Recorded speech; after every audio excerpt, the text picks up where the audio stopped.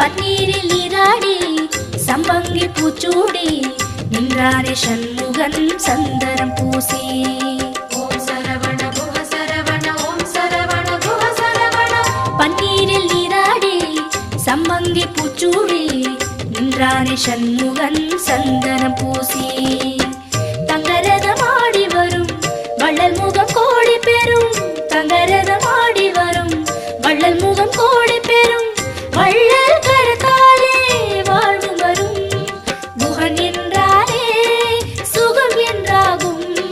முகன் என்றாலே சுகம் என்றாகும்.